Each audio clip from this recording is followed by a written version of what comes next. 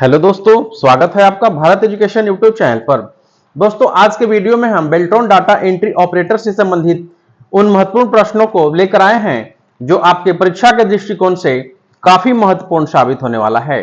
तो दोस्तों, यदि आप इस चैनल पर नए हैं तो सबसे पहले आप इस चैनल को सब्सक्राइब कर लें ताकि आने वाला वीडियो का नोटिफिकेशन सबसे पहले आपको मिले और आप इसका भरपूर फायदा उठाएं। तो दोस्तों, हम चलते हैं प्रश्नों की ओर। पहला प्रश्न है, किसी भाषा को अन्य भाषा में अनुवाद करने की ये 20 नंबर क्वेश्चन है। हम 1 नंबर वाला क्वेश्चन पहले देखते हैं। पहला है, लेजर प्रिंटर में निम्न में से किसका उपयोग किया जाता है। दोस्तों, आपको बताना है कि लेजर प्रिंटर में निम्न में से किसका उपयोग किया जाता है। ऑप्शन है ड्राई स्याही, फोटोकॉपी तकनीक, ऊष्मा संवेदी कागज या स्प्रे स्याही। तो दोस्तों, लेजर प्रिंटर में जो है हम फोटोकॉपी तकनीक का उपयोग करते हैं, यानी ऑप्शन बी जो है इसका करेक्ट आंसर होगा। नेक्स्ट है, निम्न में से किस बॉक्स आपके कंप्यूटर पर चीजों को खोजने के सबसे सुविधाजनक तरीकों में से एक है। दोस्तों, निम्न में से किस बॉक्स आपके कंप्यूटर पर चीजों को खोजने के सबसे सुविधाजनक तरीकों में से एक है। ऑप्शन है सर्च, टिफिन, कंपास या टूल। तो दोस्तों, सबसे आसानी से या सुविधाजनक तरीके से खोजने के लिए सबसे उपयुक्त जो है वह सर्च है, यानी ऑप्शन ए इसका करेक्ट आंसर हो जाएगा। नेक्स्ट प्रश्न है, किसी एक कंप्यूटर पर एक खाली जगह स्थापित किया जा सकता है। दोस्तों, किसी एक कंप्यूटर पर एक क्या स्थापित किया जा सकता है। Web page, home page, web browser या वेब पेज। तो फ्रेंड, किसी कंप्यूटर पर एक वेब ब्राउजर स्थापित किया जा सकता है, यानी इसका राइट उत्तर ऑप्शन सी हो जाएगा। दोस्तों, जितने भी प्रश्न हम आपको बता रहे हैं वह सभी प्रश्न जो है वेरी इंपॉर्टेंट प्रश्न है। तो आप इन प्रश्नों को अच्छी तरह स्मरण में रखें ताकि आपका परीक्षा में काम आए। तो फ्रेंड, देखते हैं हम अगला प्रश्न को। अगला प्रश्न है, आप वर्कशीट अवांछित पंक्तियों और स्तंभों को क्या कर सकते हैं। रीनेम, एडिट, डिलीट या सेव। दोस्तों, यहां प्रश्न में अवांछित है, यानी अवांछित पंक्तियों और स्तंभों को आप क्या कर सकते हैं। तो दोस्तों, आप वर्कशीट अवांछित पंक्तियों और स्तंभों को जो है हम क्या कर सकते हैं, डिलीट कर सकते हैं, यानी जो अनुपयोगी पंक्ति और स्तंभ है उसे हम डिलीट कर सकते हैं, यानी इसका करेक्ट आंसर ऑप्शन सी होगा। अगला प्रश्न है, इनमें से कौन सा भारत के लिए प्रयुक्त संक्षिप्त नाम है। दोस्तों, इनमें से कौन सा भारत के लिए प्रयुक्त संक्षिप्त नाम है। .jp, .fr, .in या .au। तो दोस्तों, भारत के लिए प्रयुक्त संक्षिप्त नाम जो है वह .in है, यानी ऑप्शन सी इसका करेक्ट आंसर हो जाएगा। नेक्स्ट है, डॉट मैट्रिक्स किस प्रकार का प्रिंटर है। दोस्तों, आपको बताना है कि डॉट मैट्रिक्स जो है यह किस प्रकार का प्रिंटर है। ऑप्शन है impact printer, non impact printer, matrix printer या मैनुअल प्रिंटर। तो दोस्तों, डॉट मैट्रिक्स किस प्रकार का प्रिंटर है, तो यह इंपैक्ट प्रिंटर है, यानी ऑप्शन ए इसका राइट उत्तर हो जाएगा। अगला प्रश्न है, असेंबली लैंग्वेज किस जनरेशन की भाषा है। दोस्तों, असेंबली लैंग्वेज जो है यह किस जनरेशन की लैंग्वेज है। Second generation, fourth generation, first generation या थर्ड जनरेशन। तो असेंबली लैंग्वेज जो है दोस्तों वह सेकेंड जनरेशन लैंग्वेज की लैंग्वेज है, यानी ऑप्शन ए इसका सही आंसर हो जाएगा। अगला प्रश्न देखते हैं, एमएस वर्ड में टेक्स्ट को कौन सा बटन दबाकर अंडरलाइन किया जा सकता है। दोस्तों, एमएस वर्ड में किसी भी टेक्स्ट को कौन सा बटन दबाकर अंडरलाइन किया जा सकता है। ऑप्शन है control C, control U, control L या कंट्रोल बी। दोस्तों, हम किसी भी टेक्स्ट को या शब्द को अंडरलाइन करने के लिए हम कंट्रोल प्लस यू का इस्तेमाल करते हैं, यानी ऑप्शन बी इसका जो है राइट उत्तर हो जाएगा। अगला प्रश्न है, निम्न में से कौन सा उपकरण दो या अधिक असमरूप नेटवर्कों को जोड़ने के लिए प्रयोग में लाया जाता है?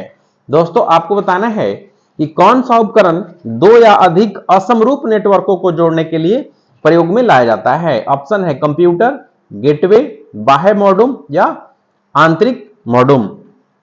तो दोस्तों इसका राइट उत्तर जो होगा वह गेटवे होगा, यानी ऑप्शन बी इसका करेक्ट आंसर हो जाएगा। नेक्स्ट है, निम्नलिखित में से कौन सा एक इनपुट डिवाइस है? दोस्तों इन ऑप्शन में से आपको चूज करके बताना है कि इनपुट डिवाइस कौन है। स्पीकर है, बारकोड है, मॉनिटर है या प्रिंटर है?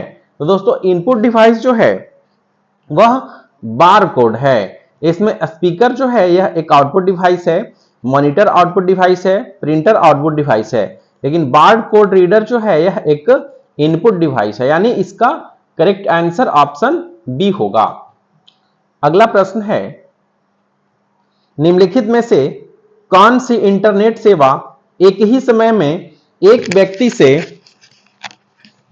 दूसरे व्यक्ति या यहां तक कि कई लोगों को संदेश, नोट्स या पत्र भेजने की एक पेपरलेस विधि है? दोस्तों बहुत ही इंपॉर्टेंट क्वेश्चन है कि कौन सी इंटरनेट सेवा एक ही समय में एक व्यक्ति से दूसरे व्यक्ति या यहां तक कि कई लोगों को संदेश, नोट्स या पत्र भेजने की एक पेपरलेस विधि है? ऑप्शन है ईमेल, फायरवॉल, एंटीवायरस या मॉलवेयर। तो दोस्तों इसका राइट उत्तर होगा ईमेल, यानी जो भी हम संदेश या नोट्स ईमेल के माध्यम से जो भेजते हैं या पत्र जो भेजते हैं यह एक पेपरलेस विधि है। इसको क्या बोलते हैं? तो इसे हम ईमेल बोलते हैं, यानी ऑप्शन ए इसका करेक्ट आंसर हो जाएगा। अगला प्रश्न देखते हैं, एमएस वर्ड में किसी भी पार्टिकुलर वर्ड को खोजने के लिए किसका इस्तेमाल किया जाता है? दोस्तों एमएस वर्ड में पर्टिकुलर वर्ड को फाइंड करने के लिए किसका प्रयोग किया जाता है? ऑप्शन है फाइंड, रिप्लेस, गो टू या लेफ्ट इंडेंट। तो दोस्तों इसका करेक्ट आंसर जो होगा वह फाइंड होगा, यानी प्रश्न में ही है कि एमएस वर्ड में किसी भी पार्टिकुलर वर्ड को खोजने के लिए यानी फाइंड करने के लिए हम किसका इस्तेमाल करेंगे? तो जाहिर सी बात है कि हम फाइंड का इस्तेमाल करेंगे, यानी ऑप्शन ए इसका करेक्ट आंसर होगा। अगला प्रश्न है, किसी भी सेव फाइल को दोबारा से सेव करने के लिए किसका प्रयोग किया जाता है? सेव, सेव एज, ओपन या प्रिंट। दोस्तों किसी भी फाइल को हम पहले से सेव फाइल को दोबारा से सेव करने के लिए दोस्तों हम सेव एज का उपयोग करते हैं, यानी कोई फाइल जो है राम के नाम से जो है सेव है और उसे श्याम के नाम से सेव करना है तो उसे क्या करेंगे? उसे हम सेव एज करके उसका दूसरा नाम देंगे, यानी ऑप्शन बी इसका करेक्ट आंसर हो जाएगा। अगला प्रश्न है, हेल्प ऑप्शन को खोजने के लिए कीबोर्ड का कौन सा शॉर्टकट की का प्रयोग करते हैं? दोस्तों हेल्प ऑप्शन को खोलने के लिए कीबोर्ड का कौन सा शॉर्टकट की का प्रयोग करते हैं? F3, F12, F11 या F1। तो हेल्प ऑप्शन को खोजने के लिए दोस्तों हम F1 का उपयोग करते हैं, यानी ऑप्शन डी इसका करेक्ट आंसर हो जाएगा। अगला प्रश्न है, फॉर्मेट पेंटर किस मेनू में आता है? यह भी प्रश्न जो है दोस्तों वेरी वेरी इंपॉर्टेंट प्रश्न है। फॉर्मेट पेंटर किस मेनू में आता है? ऑप्शन है होम मेनू, इंसर्ट मेनू, पेज लेआउट या नन। तो फ्रेंड फॉर्मेट पेंटर जो है यह